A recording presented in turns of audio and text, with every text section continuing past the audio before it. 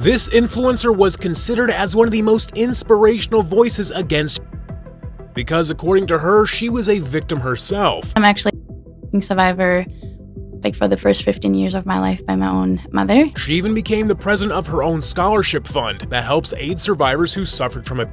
And while we're on the topic of survivors, she also battled stage 3 cancer and even documented her journey for all of her followers to see. But the doctor said that with treatment, they gave me 30% chance to live 2 to 5 years, and without 1 to 2 years. And I refuse to die. But behind her heartbreaking journey and innocent face lies a dark secret that she's been keeping from all of her supporters. This is a story of Coco Berthmann and how the victim became a despicable criminal herself. Getting a lot is, no offense, but how were so many of you this dumb to believe her and all of these crazy things for so long? Coco grew up in Germany, and it was far from being a fairy tale. She claimed that her mother made money by selling her to men and nobody knew about it. And at 15 years old, she finally snapped, so she ran away from home. Fortunately, at age 14, I became pregnant by one of the, and it wasn't detected until later on, and it was performed on me. Eventually, she ended up in Utah, United States, and this is where her life really took off. She started sharing her past, and a lot of people were moved by her story, to the point that she amassed 60,000 Instagram followers. She became a lawyer, started her own foundation, and most of all, she was invited to speak at a TED Talk. Everything seemed to be going in her favor, until one day, she discovered that she had stage 3 cancer. I don't know, I feel bad for asking, but if you feel called to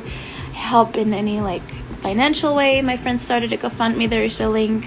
She told her fans that she had been consulting with doctors from Chicago and Alaska to fight off the disease, and her friend helped her set up a GoFundMe account which raised $10,000 in just a few days to pay for her treatments. Little did she know that it would be the trigger to cause her downfall. After this announcement was made and money was raised, some things were not adding up, leading many to wonder if Coco was telling the truth. Her tragic life has attracted skeptics to investigate her, including people in her circle. One of her friends has had enough of her BS and informed investigators of Coco's sketchy claims. So the police went to the alleged doctors for proof of treatments for her ailment, but they found nothing. So in short, everything she said turned out to be a lie. A Utah human rights advocate is being accused of lying about having cancer to solicit donations. And on top of that, she was being questioned by a world-renowned reporter named Lynn Packer, and he found out that she was in good terms with her mother and that she only left Germany when she was just 21 years old. There was even a picture of them hugging at the airport. Eventually, she was charged with communications fraud, and the money that she raised was used to buy herself clothes, hair products, and fast food. And then she received another $10,000 just in personal Venmo